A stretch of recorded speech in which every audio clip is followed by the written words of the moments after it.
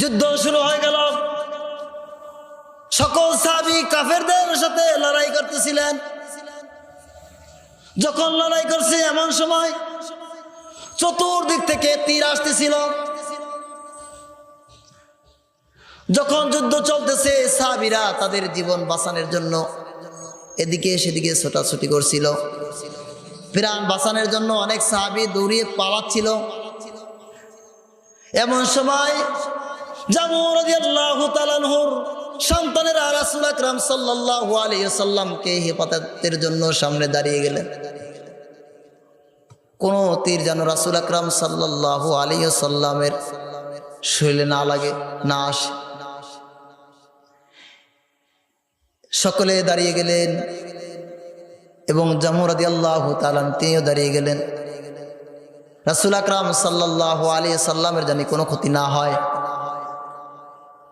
দাঁড়িয়ে যাওয়ার পরে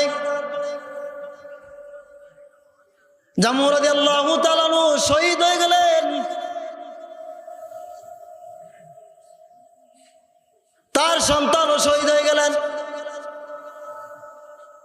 শহীদ হয়ে যাওয়ার পরে ওখান থেকে তার লাশ নিয়ে আসার জন্য তার সন্তানেরা অনেক চেষ্টা করতেছেন। লাশ ওখানে পড়ে রয়েছে, কিন্তু লাশ নিয়ে আসার জন্য বহু চেষ্টা করে, লাশ উঠাইতে পারে না। অনেক চেষ্টা করে, লাশ যখন উঠাইতে যায় অনেক ভার, উঠানো কোনোভাবে সম্ভব নয়। এরপরে কোনোভাবে কষ্ট করে গাদার পিঠে উঠাইলেন।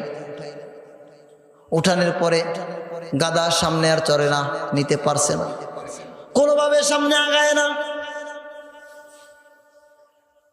রাসূল আকরাম সাল্লাল্লাহু আলাইহি ওয়াসাল্লামের কাছে ঘটনা বললেন, ইয়া রাসূলুল্লাহি ইয়া হাবিবাল্লাহ, আমার বাবাকে নিয়ে যাচ্ছি আমাদের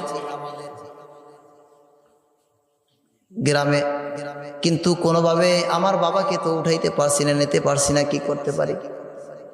রাসূল আকরাম সাল্লাল্লাহু আলাইহি ওয়াসাল্লাম তখন বললেন, তোমার বাবা আল্লাহ রাব্বুল আলামিনের কাছে দোয়া করেছে, আল্লাহ দোয়া কবুল করেছে, তিনি আর ফিরে যাবে না, তার কবর মোবারক হবে মদিনা শরীফে।